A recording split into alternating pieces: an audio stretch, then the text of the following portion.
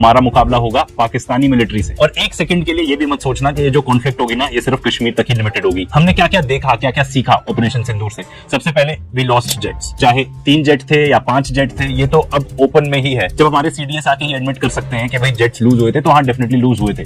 एक French intelligence report तो ये भी बताती है कि कम से कम एक राफेल था। एंड किसी भी कॉम्बैट जोन में फर्स्ट टाइम है कि एक राफेल गिरा है। ऑपरेशन सिंदूर के दौरान चाइना लाइव इनपुट्स के साथ पाकिस्तान को हेल्प कर रहा था, और ऐसा तो जो हमारे डेप्यूटी आर्मी के चीफ हैं वही बता चुके हैं। एंड ये तो रिसेंट ही न्यूज है कि चाइना ने लॉन्च किए और सैटेलाइट्स, जिससे जो पाकिस्तान की कैपेबिलिटी है ऑब्जर्वेशन की वो और बढ़ जाएगी। तो भाई बेसिकली अब तो और भी ज्यादा डेटा उनको खुद ही मिल जाएगा। ऑन दी अदर हैंड हमारी कोई भी ऐसी पर्टिकुलर कैपेबिलिटी नहीं है। एंड ये हम पहले भी बता चुके हैं कि चाइना की ये जो कैपेबिलिटी है स्पेस से मॉनिटर करने की, this is better than anyone else, किसी से भी बेहतर है। अगर आप यूएस और यूरोप दोनों की कैपेबिलिटी कंबाइन भी कर दो ना, तो वो भी उतनी अच्छी नहीं है। एंड देखो कोई कंपैरिजन ही नहीं है। हम यहाँ पे किसकी बात कर रहे हैं? हम बात कर रहे हैं पूरी फुल फ्लेजेड आर्मी की, जिसकी air force, mind you, judging from what has happened the last time around, उन्होंने हमको हरा दिया था in that air battle. And ये ओपिनियन नहीं है, न्यूज जाके पढ़ लो, आपको पता चल जाएगा। हमारे जेट्स गिरे, उनके 0 गिरे, हु वन यार। एंड ऑफ कोर्स वो एक न्यूक्लियर आर्म्ड कंट्री है, तो कोई कंपैरिजन।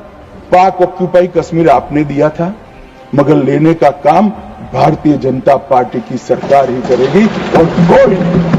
पाकिस्तान ऑक्यूपाइड कश्मीर अगर आज नहीं लेंगे तो कब लेंगे? You've been talking of taking POK. Please take it. India PoK ले सकता है। हमारी सरकार, ऑपोजिशन मंत्री, इन्फ्लुएंसर्स, रिटायर्ड आर्मी पर्सनल कई बार बोलते हुए मिल जाते हैं हम पीओके ले लेंगे। अगर आपने रिसेंट जो पार्लियामेंट्री सेशन हुआ उसको भी सुना हो, तो करंट गवर्नमेंट प्लस ऑपोजिशन दोनों खुलेआम बोल रहे थे कि हाँ पीओके ले लेना चाहिए या पीओके ले लेंगे। पर क्या ये पॉसिबल भी है? तो ये 2 तरीके से पॉसिबल हो सकता है, एक है मिलिट्री और दूसरा है एक लीगल तरीका। हमारे देश में ऐसे कुछ ज्ञानी या अज्ञानी लोग हैं जो कहते हैं कि भाई हमें तो कश्मीर के लिए we need an Israel like solution. You need an Israel-like solution to Kashmir. तो भाई सबसे पहले तो ये बता दें कि अगर हम पीओके इन्वेड करने जाते हैं तो हमारा मुकाबला किससे होगा? हमारा मुकाबला होगा पाकिस्तानी मिलिट्री से। और एक सेकंड के लिए ये भी मत सोचना कि ये जो कॉन्फ्लिक्ट होगी ना ये सिर्फ कश्मीर तक ही लिमिटेड होगी। हमने क्या क्या देखा, क्या क्या सीखा ऑपरेशन सिंदूर से।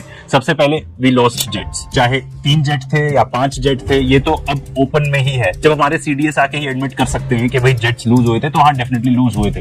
एक फ्रेंच इंटेलिजेंस रिपोर्ट तो ये भी बताती है कि कम से कम एक राफेल था। एंड किसी भी कॉम्बैट जोन में फर्स्ट टाइम है कि एक राफेल गिरा है। ऑपरेशन सिंदूर के दौरान चाइना लाइव इनपुट्स के साथ पाकिस्तान को हेल्प कर रहा था, और ऐसा तो जो हमारे डेप्यूटी आर्मी के चीफ हैं वही बता चुके हैं। एंड ये तो रिसेंट ही न्यूज है कि चाइना ने लॉन्च किए और सैटेलाइट्स, जिससे जो पाकिस्तान की कैपेबिलिटी है ऑब्जर्वेशन की वो और बढ़ जाएगी। तो भाई बेसिकली अब तो और भी ज्यादा डेटा उनको खुद ही मिल जाएगा। ऑन दी अदर हैंड हमारी कोई भी ऐसी पर्टिकुलर कैपेबिलिटी नहीं है। एंड ये हम पहले भी बता चुके हैं कि चाइना की ये जो कैपेबिलिटी है स्पेस से मॉनिटर करने की, this is better than anyone else, किसी से भी बेहतर है। अगर आप यूएस और यूरोप दोनों की कैपेबिलिटी कंबाइन भी कर दो ना, तो वो भी उतनी अच्छी नहीं है जितनी चाइना की कैपेबिलिटी है स्पेस से मॉनिटर करने की। इससे क्या फायदा होगा यू में आस्क? अगर आपका ओपोनेंट जरा भी कुछ मनूवर करेगा तो आपको पहले ही पता चल जाएगा। जेट्स टेक ऑफ तो दूर की बात है, अगर वो अपनी मिसाइल इधर से उधर भी शिफ्ट करेगा तो भी आपको पता चल जाएगा कि वो क्या करने वाला है। इंडिया आइसोलेट हो जाएगा डिप्लोमेटिकली। वैसे भी ऑपरेशन सिंदूर के दौरान एक भी देश नहीं आया था हमारे सपोर्ट में। एक एग्जांपल आप इससे भी ले लो कि हम कितने डिपेंडेंट है दूसरे देशों पर, कि फ्रांस ने हमें राफेल का सोर्स कोड ही नहीं दिया। इससे क्या फर्क पड़ता है? जो हमने ऑपरेशन सिंदूर के दौरान देखा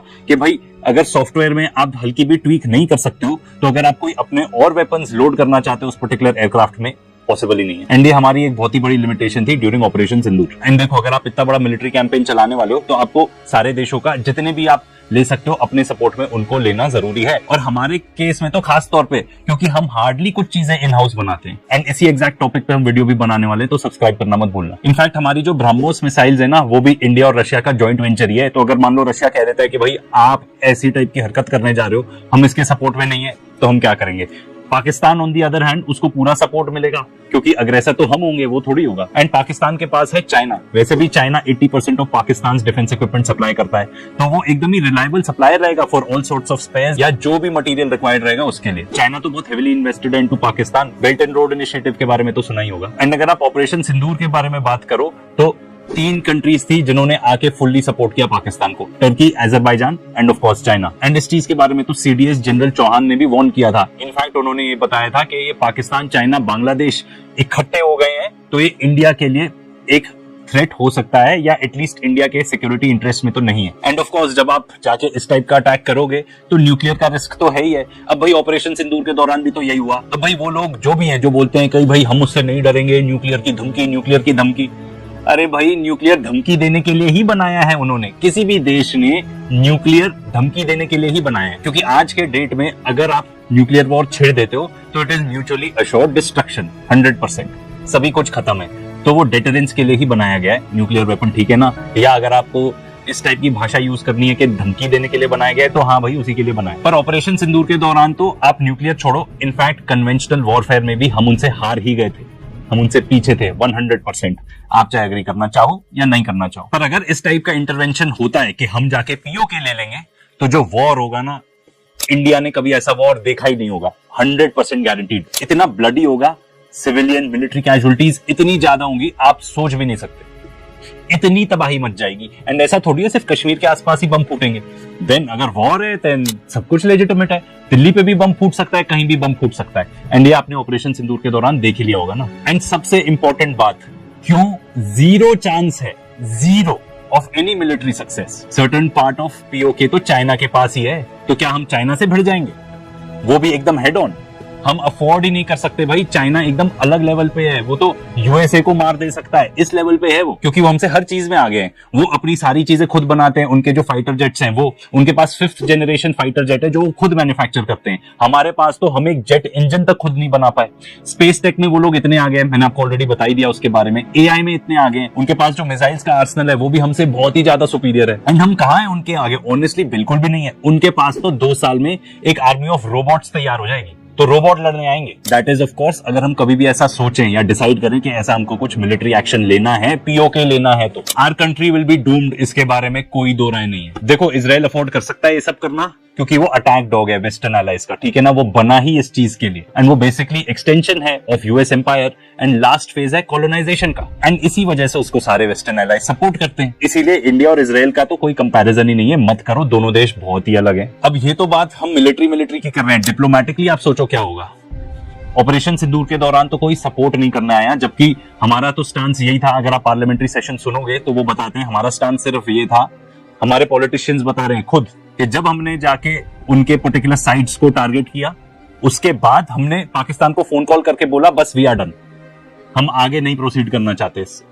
that was our particular stance, ठीक है, हम लोग यही चाहते थे। अध्यक्ष महोदय, 7 मई 2025 को हमले मैंने 1:35 के तुरंत बाद भारतीय डीजीएमओ ने हॉटलाइन संदेश के माध्यम से पाकिस्तान के डीजीएमओ यानी डायरेक्टर जनरल मिलिट्री ऑपरेशन से संपर्क किया और टेरर इंफ्रास्ट्रक्चर के खिलाफ हमारे हमले के रेशनल और मेथोडोलॉजी के बारे में पूरी जानकारी दी और यह तथ्य भी बताया ये हमले एस्केलेटरी नेचर वाले नहीं थे, माने इसको हम आगे नहीं बढ़ाना चाहते। पर जब आप इमेजिन करो कि आप जाके एकदम इन्वेड करने लगोगे, तो क्या कोई भी देश आपको सपोर्ट करेगा? बिल्कुल भी नहीं। मुझे तो इनफैक्ट ये लगता है हमें तो मिलिट्री सप्लाईज ही लोग भेजना छोड़ देंगे। हमारे पास सप्लाईज ही नहीं होंगे कि हम ऐसा कोई लॉन्ग ड्रॉन वॉर लड़ सके। बहुत चांसेस है कि हमारे साथ ट्रेड ही करना बंद कर दें। वो कहेंगे कि भाई नहीं करना, हमारी इकोनॉमी कोलैप्स हो जाएगी। सैंक्शंस भी लग सकते हैं, आप रशिया का एग्जांपल ले लो, पर रशिया और इंडिया का भी कोई कंपैरिजन नहीं है। उनके पास है ऑयल एंड गैस, इतना बड़ा देश है, अपना ऑलमोस्ट सारा डिफेंस इक्विपमेंट वो खुद बनाते हैं, एंड उनके पास एक बहुत ही लेजिटिमेट रीजन है यूक्रेन को इन्वेड करने का। कोई डाउट हो तो ये वीडियोस बनाए हैं, 2 पार्ट सीरीज जरूर चेकआउट करना। मतलब हमारे लिए अगर मान लो सैंक्शंस लगते हैं, हमारे साथ देश ट्रेड करना छोड़ देते हैं, तो भाई हमारे लिए तो डिजास्टर ही हो जाएगा। And let me tell you, अगर इतना आसान होता ना पीओके लेना, तो कभी ना कभी कहीं ना कहीं कोई हमारे यहाँ देश से ही अटेम्प्ट कर चुका होता। और फिर से इजराइल से ही कंपैरिजन ले लें, वो हमास को नहीं हरा पा रहे हैं। गाजा इतनी छोटी सी जगह है और वो एक मिलिशिया ही है, एंड इजराइल को पूरी हेल्प मिलती है अपने फौफौ से to do whatever they want. और गाजा में वैसे भी जो भी कुछ अंदर जाता है बाहर आता है, सब कुछ तो इजराइल ही कंट्रोल करता है। फिर भी जाके वो इन्वेड नहीं कर पाए ना। एंड देखो, कोई कंपैरिजन ही नहीं है। हम यहाँ पे किसकी बात कर रहे हैं? हम बात कर रहे हैं पूरी फुल फ्लेजेड आर्मी की, जिसकी air force, mind you, judging from what has happened the last time around, उन्होंने हमको हरा दिया था in that air battle. And ये ओपिनियन नहीं है, न्यूज जाके पढ़ लो, आपको पता चल जाएगा। हमारे जेट्स गिरे, उनके 0 गिरे, 2-1 यार। एंड ऑफ कोर्स वो एक न्यूक्लियर आर्म्ड कंट्री है, तो कोई कंपैरिजन ही नहीं है। तो लीगल तरीके पे आ जाते हैं, तो यूनाइटेड नेशंस का कोर्ट है called international court of justice. India ने तो हमेशा ये स्टांस रखा है कि भाई जो भी होगा it is a bilateral issue between India and Pakistan, हम ही डिसाइड करेंगे, हमें किसी मीडिएटर की जरूरत नहीं है। ऑफ कोर्स याद होगा हाइडल डॉन, डोनाल्ड ट्रंप की बात कर रहा हूं, एकदम बीच में उचक रहे थे कि मैं मीडिएट करूंगा। एटलीस्ट इंडिया ने इस मामले में तो उनको चुप करा दिया ना। बट देन ऑफ कोर्स वो साइड डॉन है, डोनाल्ड ट्रंप है, तो वो कभी भी आके फिर से उठा के बोल सकते हैं कि मैं मीडिएट करूंगा। बट पिछले कुछ हफ्तों से तो एटलीस्ट ऐसी कोई स्टेटमेंट उन्होंने नहीं दिया। और इफ एनीथिंग पाकिस्तान ने बोला है, इनफैक्ट ये 2019 की बात है जब आर्टिकल 370 हटाया गया था, उन्होंने बोला था कि हम आईसीजे जाएंगे। इंडिया ने कभी ऐसा स्टैंड ही नहीं रखा कि हम आईसीजे जाएंगे रिगार्डिंग कश्मीर। आई नो आप में से बहुत सारे लोग ऑलरेडी अवेयर हो गए, पर थोड़ी सी हिस्ट्री जान लेनी जरूरी है। एंड हम कोई भी इंडियन वेबसाइट, पाकिस्तानी वेबसाइट, कोई भी ऐसा सोर्स नहीं ले रहे हैं। हम एक न्यूट्रल पर्सपेक्टिव से इसको अप्रोच करेंगे कि दुनिया क्या कह रही है। इसलिए ये पर्टिकुलर जो आर्टिकल है CFR से उठाया हमने। तो इंडिया पाकिस्तान का वॉर सबसे पहला कौन सा था? तो अकॉर्डिंग टू CFR ये तब चालू हुआ जब पश्तून ट्राइब्समैन थे from north west of Pakistan, उन्होंने कश्मीर को इन्वेड किया अलेजेडली विद पाकिस्तानी सपोर्ट। तो जो महाराजा हरि सिंह थे उस टाइम पे उन्होंने एक साइन किया डॉक्यूमेंट इंडियन गवर्नमेंट के साथ, known as the instrument of accession, जिसमें यह एग्री हुआ था कि जो कश्मीर है वो इंडिया को ज्वाइन करेगा, पर वो ऑटोनोमस रीजन रहेगा with in the country. And बदले में क्या मिला उनको? बदले में मिला कि जो इंडियन आर्मी है वो आके बेसिकली पाकिस्तान से लड़ेगी। तो इंडिया ने एक्सेप्ट किए वो टर्म्स, इंटरवीन किया उन्होंने कश्मीर में, पाकिस्तान के साथ वॉर हुआ, 1 साल ऑलमोस्ट लड़ाई हुई। फिर दोनों देशों के बीच में यूनाइटेड नेशंस ने ब्रोकर किया सीज फायर। उस टाइम पे जहां जहां भी आर्मीज आई थी LOC वहां पे ड्रॉ हो गया। तो रफली अकॉर्डिंग टू दिस इंडिया को 2/3 कश्मीर मिला और बाकी पाकिस्तान ने लिया। एंड चाइना ने भी कुछ पार्ट उसका क्लेम कर लिया 1950s में। पर जो ओरिजिनल सीज फायर था उसमें बात थी एक रेफरेंडम की कि कश्मीरीज डिसाइड करेंगे कि भाई रीजन का स्टेटस क्या होना चाहिए। पर ये रेफरेंडम कभी हुआ ही नहीं। तो लीगल स्टेटस ये है कि रेफरेंडम होना था पर हुआ नहीं। उसके बाद कहीं भी किसी भी कोर्ट में इसकी कोई भी प्रोसीडिंग्स नहीं चली है। एंड इंडिया ऑफ कोर्स चाहेगा कि वो वैसा ही रहे, क्योंकि कोर्ट्स में कुछ भी हो सकता है। एंड जब हम बात कर रहे हैं इंटरनेशनल कोर्ट्स की, सेटिंग वेटिंग इधर ना थोड़ा मुश्किल हो जाता है। अगर इंडिया या फिर फॉर दैट मैटर पाकिस्तान, दोनों में से किसी को भी लगता है कि भाई ये तो ब्लैक एंड व्हाइट मैटर है, हम आराम से जीतेंगे ये पर्टिकुलर केस, रेस्ट अश्योर्ड दोनों में से कोई भी चले जाता है आईसीजे। पर ये बात इतनी सेंसिटिव है कि अगर आप इमेजिन करो, मैं देश की नहीं बात कर रहा हूं यहाँ पे, बिल्कुल भी नहीं, मैं बात कर रहा हूँ लीडर्स की, कि अगर कोई भी लीडर ये डिसाइड करता है कि हाँ हमको जाना है और फिर वो जाते हैं आईसीजे में, केस हारते हैं, तो इतनी थू हो जाएगी कि पॉलिटिकल करियर तो खत्म हो ही जाएगा, शायद जान पे भी आ जाए। मे बी यही एक वजह है कि दोनों में से कोई भी नहीं गया है। पाकिस्तान ने भी बोला था 2019 में हम जाएंगे आईसीजे, पर क्या वो गए? इसके और भी बहुत सारे कारण हो सकते हैं जो हमें नहीं पता। इंडिया वर्सेस पाकिस्तान क्रिकेट में तो बहुत देखा होगा, पर आपको पता है आईसीजे में कितनी बार इंडिया वर्सेस पाकिस्तान हुआ है? 4 बार। तो ये तो बात हो गई लीगल की, इस पे भी ऐसे बहुत क्लियर कट रास्ता तो है नहीं जो इंडिया अपना सकता है पीओके लेने के लिए। पर वीडियो अभी खत्म नहीं हुआ है, कहानी बाकी है। एक और तरीका है, अब हमारे यहाँ पे इतने सारे राइट विंग प्रोपेगेंडा फैलाने वाले लोग हैं कि वो कुछ भी वीडियो बनाएंगे। तो एक और वीडियो बनी हुई है अबाउट बल्कनाइजेशन ऑफ पाकिस्तान, मतलब पाकिस्तान को 4-5 टुकड़ों में बांट दो। ये कहां से बुद्धि लेके आ रहे हो यार तुम लोग? ये हैं कुछ ज्यादा ही इजराइल को फॉलो करने लग गए हो क्या, या अमेरिका को फॉलो करने लग गए हो? ये CIA वगैरह ये सब दुनिया में टेरर फैलाने का काम करते हैं। हमारे देश को ये सब काम नहीं करना चाहिए, इससे कोई फायदा भी नहीं होगा। इस थ्योरी को भी थोड़ा ब्रेक डाउन करते हैं। सबसे पहले तो I don't need to tell you कि जिस बंदे ने ये बनाई है ना, इसको कोई आइडिया ही नहीं है पाकिस्तान के बारे में। आई एम नॉट क्लेमिंग कि मैं भी कोई एक्सपर्ट हूं, पर आप इसी चीज से अंदाजा लगा लो कि जब ऑपरेशन सिंदूर हुआ था, पूरा जो देश है they were behind the army and the government. तो अगर कुछ भी ऐसा कॉन्फ्लिक्ट होगा तो क्लियरली सब एकदम एकजुट हो जाएंगे कि भाई हिंदुस्तान आ रहा है, हमें मारने आ रहा है हिंदुस्तान, हम सबको इकट्ठे रहना है। और यही तो हुआ, हमारी मीडिया चिल्लाती रही, झूठ बोलती रही, वो तो उनका काम ही है कि जनरल आसिम मुनीर अपना भाग गए, ये हो गया वो हो गया। एक हमारे एक्स डिप्लोमेट, देश के एक्स डिप्लोमेट, एक ही दीपक वोरा की शक्ल दिखाओ भाई, ये भी कह रहे थे कि भाई ऐसी खबर आई है कि वो US में या बेल्जियम में कहीं घूम रहे हैं, general Asim Munir. I believe that Mad Mullah Munir, the so-called army chief, has fled the country. And I'm not saying this. Some of my American friends have said they've seen a chap looking like him wearing a golf cap walking around somewhere in the United States, New Jersey or somewhere else. They feel that he has run away. हुआ क्या? एकदम उल्टा, बन गए field marshal. ठीक है, Trump के साथ लंच भी कराए। इसलिए मुझे नहीं लगता ऐसा कुछ भी पॉसिबल है। अगर आप कोई भी जाके ऐसा अटैक करोगे तो आप उस देश को और स्ट्रॉन्ग ही बना रहे हो, उस देश को और आप इंसेंटिव दे रहे हो कि वो अपने आर्मी के पीछे आ जाए। सिंदूर नाम देते हो, भावनात्मक खेलते हो लोगों से। सिंदूर किसका छीना गया? हमारे भाइयों का सिंदूर छीना गया ना। तो जिन्होंने छीना वो आतंकवादी आज तक पकड़ नहीं पाया। वो भी अंग्रेजी में दुनिया को समझाना था भैया, वो भी तो आता है आजकल टेलीप्रॉम्प्टर से आता है, तुम्हें पता नहीं होगा। बिहार में गए, पहलगाम नहीं गए ना, अरे आज तक मणिपुर में नहीं गए हो आप। हम तो विश्वगुरु हैं, पूरे दुनिया में घूमते हैं, 200 राष्ट्रों में गए, लेकिन माननीय प्रधानमंत्री जी आपके साथ पूरे विश्व में एक राष्ट्र भी नहीं खड़ा रहा कि हमने आपका सुनकर युद्ध नहीं रोका है। पाकिस्तान हमारे सामने गिड़गिड़ा रहा था, तब जाकर हमने युद्ध रोका है। ऐसा एक भी बयान मुझे किसी का बताओ सर। यही तो वक्त था पाकिस्तान को एक बार सबक सिखाना, जैसे इंदिरा गांधी जी ने सबक सिखाया था ना, वही दोबारा सबक सिखाने की आवश्यकता है। 40 जवान शहीद हुए, आज तक जांच नहीं हुई है, आज तक नहीं पकड़े गए। सिंदूर नाम देते हो, भावनात्मक खेलते हो लोगों से। सिंदूर किसका छीना गया? हमारी बहनों का सिंदूर छीना गया ना, तो जिन्होंने छीना वो आतंकवादी आज तक पकड़ नहीं पाए। आप आतंकवादियों के टारगेट करके हमने हमले किए, हाँ किए। हमने जनता पर हमला नहीं किया, नहीं किया, सराहना करते हम। और इसके बावजूद भी जब आतंकवादियों को पकड़ा नहीं जाता, आपके दिल में कुछ नहीं आता, ढोल बजाते हो। वहां से अमेरिका से आए, पंचायत राज गए, बिहार में जाके राजनीतिक भाषण किया, वो भी अंग्रेजी में। दुनिया को समझाना था भैया, वो भी तो आता है आजकल, टेलीप्रॉम्प्टर से आता है, तुम्हें पता नहीं होगा। अंग्रेजी में भाषण किया, बिहार में गए, पहलगाम नहीं गए ना। अरे आज तक मणिपुर में नहीं गए हो आप, आपकी संवेदना देखनी है ना, तो मणिपुर में भी आज तक आप गए नहीं हो sir. Don't you feel hurt? दुख नहीं होता, दर्द नहीं होता, शर्म नहीं आती, बुरा नहीं लगता? फिर हम आपका भी ढोल बजाते बैठेंगे क्या? हम ढोल हमारे सेना का बजाएंगे, आपका नहीं बजाएंगे, इतना ध्यान में रखना। ढोल हम सेना का बजाएंगे। आपकी क्या उसमें शूरता वीरता थी? अगर आपने फ्रीडम दिया था, तो फ्रीडम देने के बाद में वो तुम्हारे जो डिफेंस के अधिकारी पाकिस्तान के अभी भी कह रहे थे, गिड़गिड़ा रहे थे, तो गिड़गिड़ा रहे थे ना, तो बिना शर्त क्यों लिया? बिना शर्त युद्ध समाप्त कर दिया। वो तो पता ही है अमेरिका का प्रेसिडेंट, मैंने रुकवाया, मैंने रुकवाया, मैंने रुकवाया। बिना शर्त क्यों किया बंद?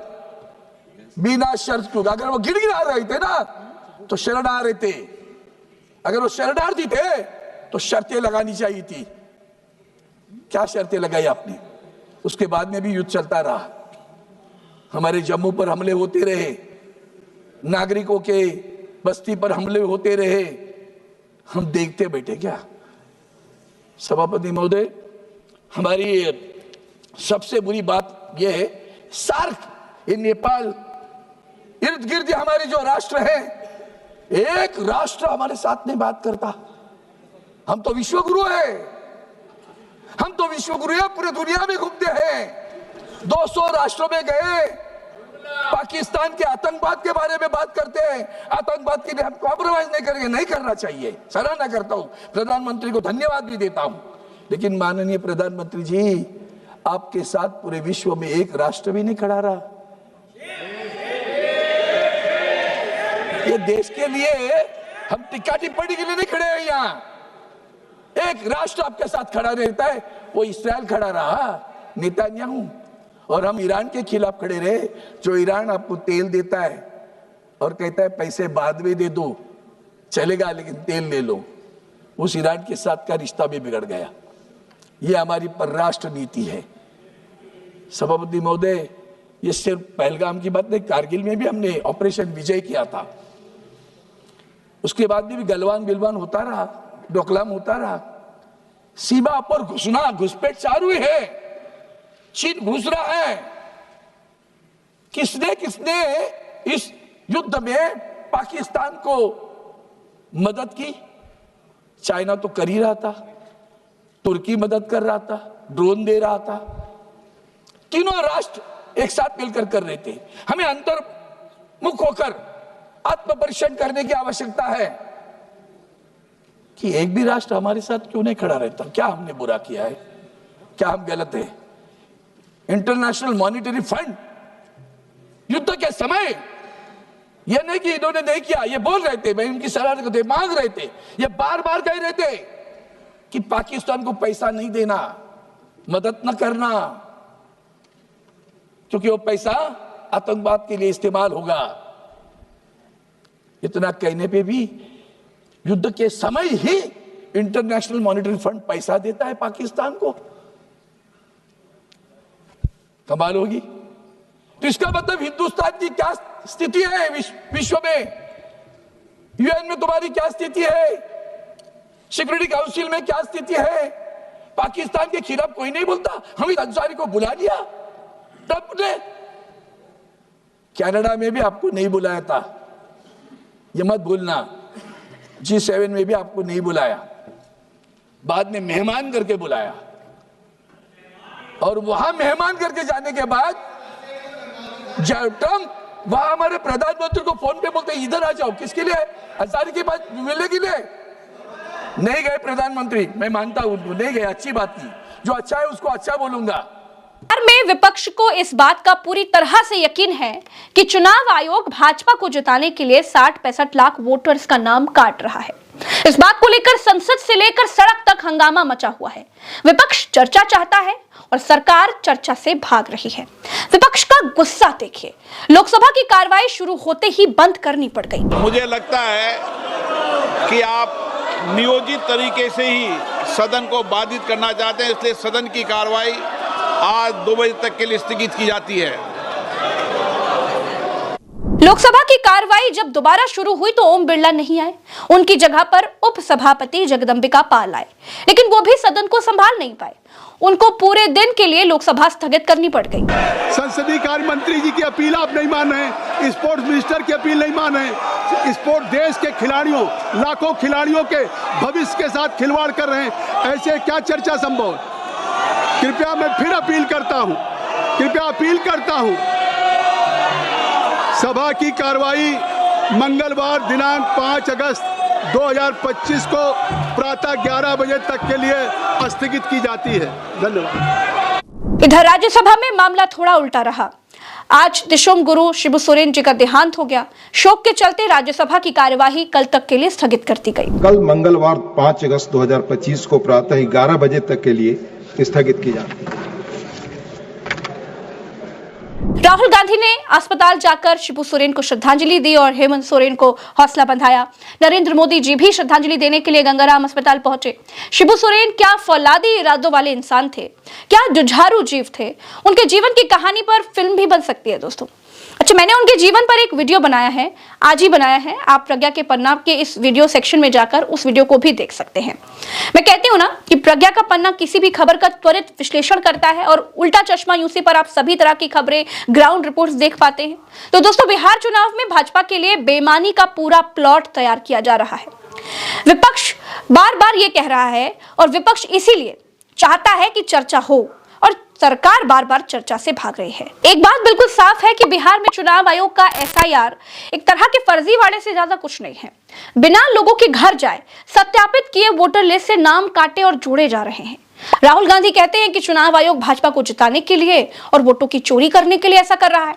दोस्तों, एक ऐसा मामला सामने आया जिसे सुनकर आपके पैरों के नीचे से जमीन खिसक जाएगी। दैनिक भास्कर ने रिपोर्ट किया कि मोदी के मंत्री गिरिराज सिंह अपने जिस रिश्तेदार के घर श्राद्ध में गए थे, उनका नाम भी चुनाव आयोग ने वोटर लिस्ट में जोड़ दिया है। मंत्री श्राद्ध में जा रहे हैं, मंत्री के रिश्तेदार उस व्यक्ति का मृत्यु प्रमाण पत्र बनवा चुके हैं, उसे बैंक तक में लगवा चुके हैं, पोस्ट ऑफिस में लगवा चुके हैं और तमाम जरूरी जगहों पर लगा चुके हैं। फिर भी चुनाव आयोग ने गिरिराज सिंह के फुफेरे भतीजे का, जिसका नाम प्रेम है, उसका नाम वोटर लिस्ट में जोड़ दिया। इसे कहते हैं प्रेम। दोस्तों, गिरिराज सिंह की करीबी रिश्तेदार किरण देवी कहती हैं कि मेरे पति का निधन 27 जुलाई 2024 को हो गया था। मैंने मृत्यु प्रमाण पत्र भी बनवाया था और उस मृत्यु प्रमाण पत्र को बैंक और डाकघर समेत कई ऑफिस में जमा भी किया था।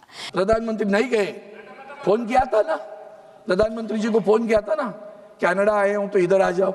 ये आया है हीरो पाकिस्तान का हमारे मिलने के लिए। अरे वाह, अरे वाह। ये ट्रंप की जो आदतें दिख रही है ना, पूरा विश्व भी दिख रहा है। इसे मत समझो हम आपको टिक्का, हम आपके साथ हैं। पूरा राष्ट्र हमारा आपके साथ खड़ा रहा। आदरणीय उद्धव जी ठाकरे साहब, शिवसेना के पक्ष प्रमुख, उन्होंने हमें आदेश दिए, ये वक्त बुरा है, ये राजनीति खेलने का वक्त नहीं है। हम प्रधानमंत्री के साथ डट के खड़े रहेंगे। पूरा विपक्ष डट के साथ खड़ा रहा।